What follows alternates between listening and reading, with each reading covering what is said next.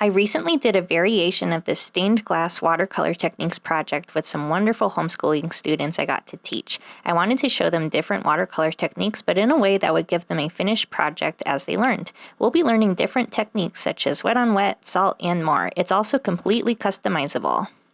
For this project, you need some watercolor paper taped down to a sturdy surface, some brushes, watercolor paints, salt, saran wrap, a paper towel, a water cup, pencil, masking tape, isopropyl alcohol, and an optional black marker.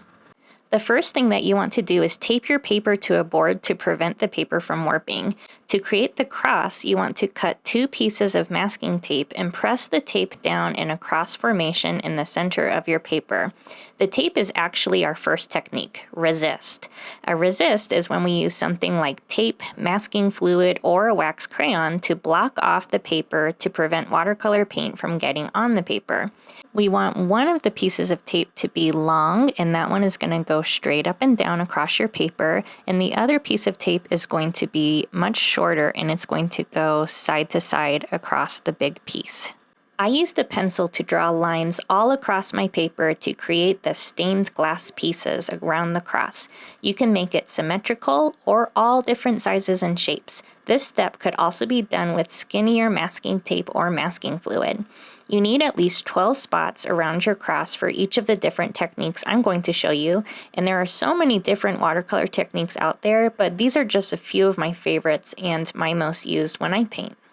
So one of the first techniques that we're going to do is called wet on dry, and what that means is we are using wet paint on top of dry paper. So you're going to dip your brush in your water cup, choose the color that you want, and you're going to get that color really nice and juicy on your paintbrush, and you're going to start to add that to one of the sections of your stained glass cross painting. This is probably one of the most commonly used techniques that I use when I paint, and you'll see me using the wet on dry method for some of the other methods that we're going to do later on in the demonstration.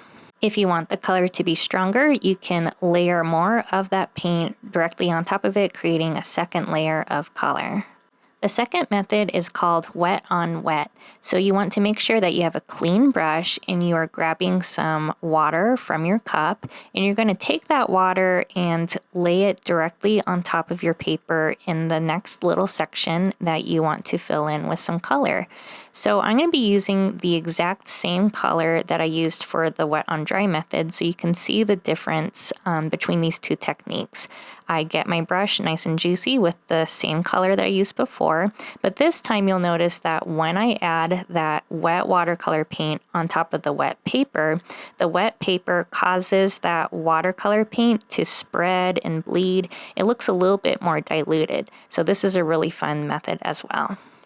The next method that I'm going to be showing you is something that I like to call color dropping. So what I do is I take some paint and I lay it in my next section of my stained glass pieces, and you can do either the wet on dry method or the wet on wet method. I'm doing wet paint on top of dry paper, and I get the color filled in all the way like so. And then what you're going to do is you're going to take a different color on your paintbrush. So you're going to take your brush, get it really juicy with the color that you want to use, and while that paint is still wet, you're going to start to dab your brush against the wet color of that little stained glass section.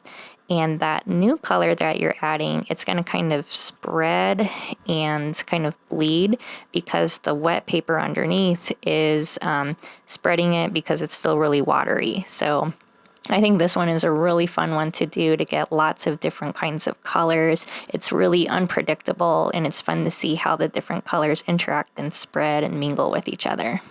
In addition to using other colors of paint, you can also just use plain water on your paintbrush, and you can just add clear water on top, and that can create some interesting color changes as well. The next technique that we're going to be doing is called a gradient. So a gradient is when we have a color that's darker and it gradually gets lighter and lighter and lighter.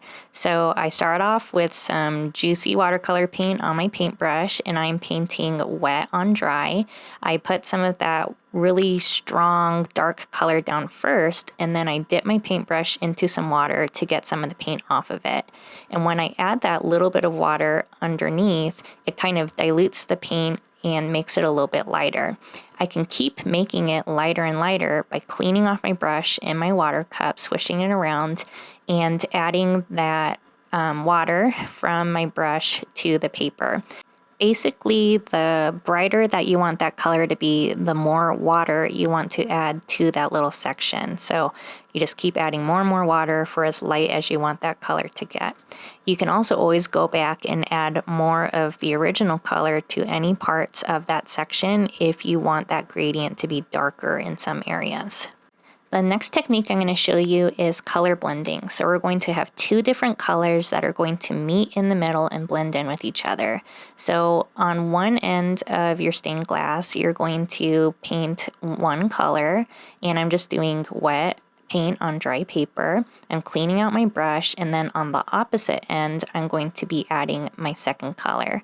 But I'm going to stop before it reaches that yellow that I painted up at the top. So this orange is also wet paint on dry paper.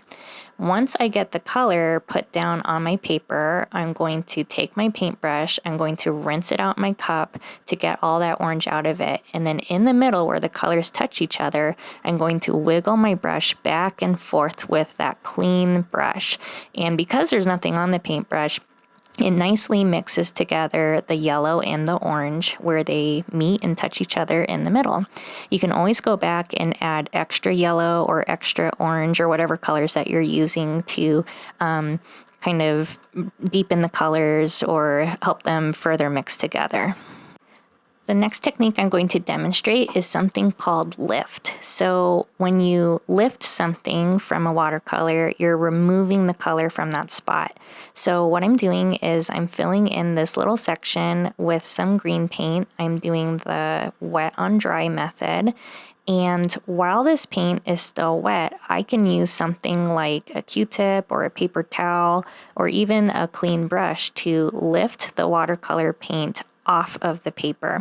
So I'm going to be using a paper towel. I'm kind of pinching the paper towel into a point, and because that paint is still a little bit wet, when I press the paper towel against it, it's going to easily lift that color off of the paper. So this is great if you make a mistake or if you want to soften the color. You can also just kind of create some fun different designs and textures by using different things to lift away that color. This next technique is one of my all-time favorites. It is salt. So I'm starting off by filling in my paper with the color of my choice. I'm just using wet on dry, but you can also use this technique with wet on wet. And I'm using a darker color, that way you can see the full effects of this technique. So once you get your paper filled in with the color or colors that you want to use, you want to make sure that you're adding the salt while your paper is still wet. You can use any kind of salt. I just use salt from a salt shaker in my kitchen, but different sizes of salt can create different sizes of crystals. So I shake the salt on top of my wet watercolor paint, and what's going to happen is the salt's going to start to absorb the color of your paint, and it's going to create these really pretty crystal like looks kind of all throughout. So it's really unpredictable and fun. It looks like crystals, and you just want to make sure that you let it dry completely before removing the salt. So while we let that salt do its thing, we're going to be doing a similar technique that creates really fun textures. This is going to be a technique that involves Saran Wrap. So I'm using wet on dry to add some color to my paper. Again, this works with wet on wet as well. And you can do this with multiple colors, but I'm just going to be doing a single color for this demonstration. You get your paper completely filled in with the color of your choice, and while that paper is still wet, you're going to take a piece of Saran Wrap, and I like to crinkle it up so it has lots of textures and grooves in it, and I lay it directly on top of my paper while it's still wet.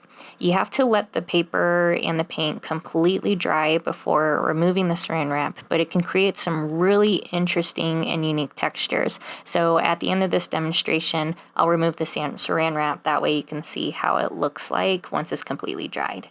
The next technique that I'm going to demonstrate is called glazing. So the first thing that I'm doing is I'm taking some paint and adding it to a new section of my stained glass window. I'm just using wet on dry. Once the paint is completely dry, you can layer other colors on top of them by glazing thin layers on top. When we glaze, it creates different color combinations because the color that you lay on top, it kind of overlaps the color that is underneath. So if you layer a yellow on top of the blue, you can see some of the yellow and some of the blue, but the two colors kind of mix together to create a new shade. And this is great if you want to like slowly build up different combinations of colors. The next technique is called dry brush, and it's exactly what it sounds like. So I take a dry paintbrush, add some paint to it, and to make sure that it's extra dry, I kind of dab off the excess onto a paper towel. When you add the paint to your paper, I use like a light pressure, and the paint goes on kind of scratchy and rough. So this is a great technique to do if you're trying to add something like grass or bark texture to a painting. It's exactly what it sounds like, and it's a great way for texture. You can build it on top of other colors. You can also layer it on top of itself to create things like cross-hatching. The next technique that we're going to be using involves isopropyl alcohol. So the first thing that I'm doing is I'm coloring in one of the sections of my stained glass cross using the wet on dry method. And after I finish getting that done, I'm going to grab a little bit of isopropyl alcohol and put it in a small container. I'm just using the cap of the bottle of the isopropyl alcohol, and you can use a paintbrush or a Q-tip to dip it into the alcohol. And you're going to paint and draw with the isopropyl alcohol directly on top of your wet paint. It's kind of like the lift technique in that it kind of sucks up the color, and anywhere that you draw, that color is lifted away, but it's a little bit more unpredictable than using a paper towel. The next method is for those of you who don't mind getting a little bit messy. It is a splatter paint technique. So I'm putting a little bit of color down on my paper using the wet on dry technique. And for splatter paint, the key is to get really, really wet, saturated color on your paintbrush. But before I start to splatter, I'm actually going to block off other parts of my painting. So I'm putting this paper towel down onto my artwork, kind of blocking off some of the areas that I don't want to get splatter paint on them. So after I water down the paint that I'm going to splatter, I kind of tap the back of the brush. Imagine like burping a baby, and that kind of gently splatters the paint just towards your artwork. I just hold my brush a couple inches away from the artwork, and I tap the back of the brush. When I remove that paper towel, I can blot away any areas where I accidentally got a little bit of splatter, but that's pretty much it. You can also splatter using an old toothbrush or pulling your finger through the brush bristles. It just kind of depends on how messy you want to get. If you have any remaining spaces in your stained glass painting, you can fill them in using the method or methods of your choice. Any of these steps can be combined together, and if you have any remaining spaces on your painting, you can practice your favorite techniques in those spaces. I love to combine wet on wet with color dropping and salt. It's also fun to blend colors together and do other techniques on top. When your painting is all dry, you can remove any Saran Wrap or brush away any salt from your painting, and you can see how the Saran Wrap and the salt created interesting and different textures onto your artwork. You also want to make sure that you carefully remove any masking tape from your project. I always try to pull the masking tape away from the artwork in case it accidentally tears, and you also want to be extra cautious with the masking tape cross. After you finish removing the tape, you can either leave your artwork as is, or you can choose to outline your cross in stained glass shapes with a black marker. I used a ruler and a black marker to further mimic the look of a stained glass window. It further separates the colors, and it makes it look like little window panes. I would love to hear what your favorite techniques are, and if you followed along, feel free to tag me on social media so that I can see your artwork. I post new Catholic-inspired art tutorials every month here on my channel, so you can follow along and continue to connect to God through your creativity. If you'd like to support my channel, I have a Buy Me a Coffee page and art supply wish list. I want to remind you that you are loved, God loves you very much, and He loves your artwork very much. Thank you so much for following along, and I'll see you in the next video.